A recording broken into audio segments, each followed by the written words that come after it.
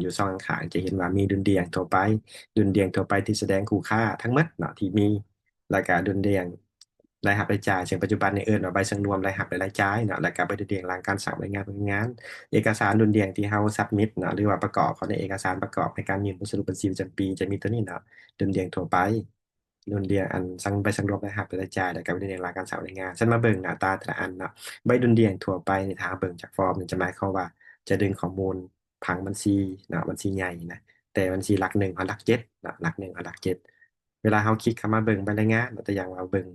ใบรายงานแต่ละประเภทเนาะหรือบัญชีใหญ่แต่ละอันมันก็จะขึ้นข้อมูลให้เนาะทันทีว่ามีเอกสารอย่างแน่เนาะและนอกนั้นก็จะมามีปุ่มให้ดาวน์โหลดเนาะเช่นว่าปุ่มติดตามเงินฝากธนาคารหรือว่าสั่งรวม GL ทั้งหมดของรายการเนาะเพื่อให้เราสามารถสะดวกในการตรวจการเนาะหรือว่าเบิ่งข้อมูลขึ้นหลังซึ่งแต่ละข้อมูลก็จะลิงก์หากันตามแต่ละสุดอันนี้มันขั้นเบิ่งจากดวลเดียนและหลักบัญชีเขาจะถือว่าเป็นเอกสารที่สังรวมข้อมูลโดยรวมทั้งหมดเนาะมีสไลด์แรกเราจะเป็นหลักบัญชีหลักการเงินเนาะที่มีข้อมูลด้านบัญชีจริงๆเข้าใจถ้าเป็นบุคคลอื่นหรือว่าภาคส่วนอื่นที่บ่เคยศึกษาด้านนี้มาก่อนอาจจะงงเนาะเพราะว่ามันบ่แม่นใบรายงานสำหรับการเงินเนาะแต่มันเป็นข้อมูลสังรวมสำหรับมาเบิ่งเนาะเวลาเราดาวน์โหลดเนาะดาวน์โหลดหรือปริ้นหน้าตาของบริเดียงทั่วไปเนาะก็จะเห็นว่ามีข้อมูลครบเนาะย้อนยกมารายการเคลื่อนไหวยอดเหลือบ่ย้อนยกมาจะเห็นคุณลักษณะของมันคือ total หรือว่ายอดรวมเบื้องหนี้กับเบื้องมีนี่เท่ากันเนาะเคลื่อนไหวคือกันเคลื่อนไหวมันเกิดขึ้นในสมัยเนาะก็จะมียอดเท่ากันยอดเหลือทายแมนยอดเหลือณปัจจุบันนี้เนาะทั้งหมดที่มีว่ามีเหลือเท่าใดก็คือในงานสิ้นปีนี้ก็คือ31ธันวาคมนะเหลือเท่านี้เนาะยอดตัวนี้มันยอดที่จะถือนำเข้าไปดึงเข้าสู่รายงานก็คือเอายอดเหลือนี้เข้าในรายงานเรื่องฐานะการเงิน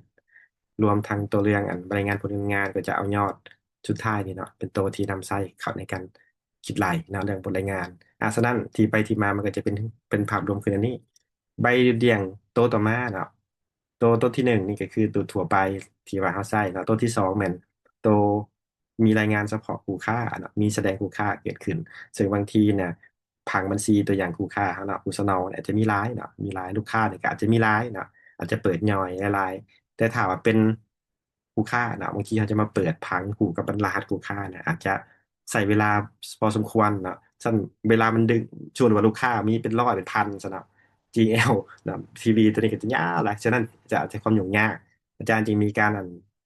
ให้เลือกว่าดุลเดี่ยงทั่วไปที่บแสดงคู่ค่าเนาะตัวนี้คือมีคู่ค่าเอาลองมาเบิ่งเท้าคลิกใส่ดุลเดี่ยงที่มีคู่ค่าก็คือดุลเดี่ยงทั่วไปแหละแต่มันจะมีข้อมูลคู่คู่ค่าขึ้นเนาะเช่นว่านี้เนี่ยผู้สนองนี่ห้านเนาะจะมีห้านนี่เกิดขึ้นอันนี้เป็นตัวแบบแสดงภาพรวมฉะนั้นถ้าว่ามันร้ายเกินไปเนาะเป็นลูกค้าเป็นร้อยเป็นพันใช่ไหมมันกะบ่ไหวนะที่จะมาแสดงทีวีทั้งหมดนะอาจจะเอาแต่ตัวข้อมูลที่เราเปิดย่อยมาใส่เนี่ยก็จะเป็นประมาณนี้ต่อมาเนาะดุลเดียงรหัสรายจ่ายเนาะคือว่าสั่งรวมรหัสรายจ่ายในคำว่าปัจจุบันนี้เป็นใช้ตัวนี้ครับใบสั่งรวมรหัสรายจ่ายเนี่ยจะรวมเอาแต่บัญชีประเภทรายหักรายจ่ายหรือ6กับ7มารวมกันในรูปแบบ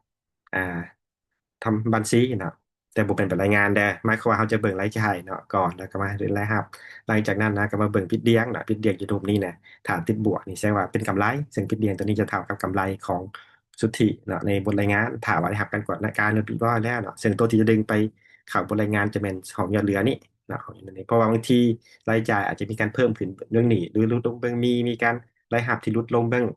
มีเนาะเบื้องนี้ถ้าสมมติว่าเกิดมีรายรับลดลงใช่เนาะ ก็ฉะนั้นมันจะเกิดอยู่ในเคลื่อนไหวนี่แต่สั้นตัวสุดท้ายแล้วนะครับเบ็ดเซ็ตก็จะเป็นอยู่ยอดเหลือนี่เราจะดึงยอดเหลือไปเข้ารายงาน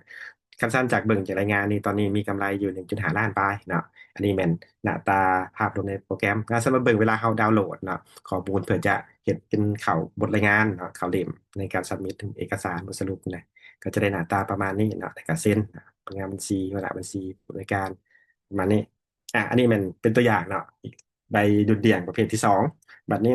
มาเบิ่งไปเดือนเดียงตัวสุดท้ายนะตัวนี้คือว่าหลังการสั่งบรรายงานผลการดำเนินงานคือเมื่อเขาเอาใบสั่งรวมรหัสรายจ่ายไปเข้าตารางไปเข้าบรรายงานการเงินเนาะประเภทบรายงานผลงานแล้วก็จะได้ใบเดือนเดียงสุดท้ายเนาะก็คือใบเดือนหลังการสั่งใบเดือนแรกหลังการสั่งนี่จะบ่มีประเภท6กับ7นะหมายความว่ารายรับกับรายจ่ายจะถึงสั่งหมดแล้วมันจะดึงเข้ามาส่วนของกำไรเนาะหรือขาดทุนคือตัวอย่างนี้เนาะเห็นว่ามันกำไร1.5ล้านนั่นมันก็ดึงเข้ามาส่วนของกำไรในปีแล้วข้อมูลตัวนี้เนาะสุดท้ายนี่ก็จะนำไปสร้าง ใบรายงานฐานะการเงินเบิ่งทรัพย์สินและหนี้สินตามข้อมูลที่มีนะที่มีและความสำคัญของมันก็จะประมาณนั้น แล้วก็จะตัวเลขตัวนี้เนาะจะถือเป็นตัวเลขยกยอดไปใส่ในปีถัดไปเพราะว่าอย่างรายรับใดๆของรายรับปีใดของปีนั้นเนาะรายจ่ายปีใดของปีนั้นฉะนั้นรายรับกับรายจ่ายจะบ่มีการยกยอดต่อเนาะจะสิ้นสุดในปีเราจะโอนเข้าบัญชี331ถ้ามีกำไรเนาะ332ถ้าขาดทุนแล้วจะใส่ข้อมูลตัวนี้เพื่อยกยอดอันนี้มันสิ่งที่เราต้องทำความเข้าใจเนาะสมมาเบิ่งเวลาเราปริ้นเนาะปริ้นใบรายงานใบดุลเดี่ยงประเภทนี้ออกมาก็จะได้ตัวนี้นี่จะมีแต่ข้อมูล1 ฮอดเนาะข้อมูลตัวนี้บ่มี6 กับ 7นี่ก็จะดุลเป็นคู่ๆจะสังเกตไว้ดุลเดี่ยงนี่เนาะดุลเดี่ยงทั่วไปกับดุลเดี่ยงหลังนี่ยอดเนาะยอดรวมยอดยกมายอดเคลื่อนไหวนี่เบื้องนี้และเบื้องมีนี่จะมีค่าเท่ากันตลอดยกเว้นใบเชิงรวมเนาะใบเชิงรวมรายรับและรายจ่ายตัวนั้นจะว่าถึงว่าถ้าติดบวกเป็นกำไรถ้าติดลบเป็นขาดทุนเนาะก็จะถึงส่งมานี่ฉะนั้นตัวที่มันดุลเดี่ยงกันฮะจะมีแต่ดุลเดี่ยงทั่วไปกับดุลเดี่ยงหลังเนาะการสั่งรายงานนี่อันนี้สิ่งที่เราต้องได้เอาความทำความเข้าใจฉะนั้นเวลาเรามาเบิ่งรายงานหรือดุลเดี่ยงในโปรแกรมประกายทิพย์ก็จะเห็นการสั่งรวมข้อมูลที่ลิงก์กันหลายๆภาคส่วนเนาะคือตัวอย่างว่าถ้าเราอยากเบิ่ง GL ตัวใดเราก็สามารถคลิกเบิ่ง GL ตัวนั้นได้โลดเนาะว่ามีการเคลื่อนไหวเนาะได้แด่เนาะอันเฉพาะแล้วก็ลิงก์ไปหาปุ่มติดตามเงินสดเงินฝากได้คือมาเบิ่งเนาะตัวอย่างต่างๆในชั่วโมงหน้าเนาะเรามาเบิ่งว่าเราสิเบิ่งไปรายงานประเภทอื่นนะได้มีหยังแหน่เนาะแล้วเอาจะใส่หยังแหน่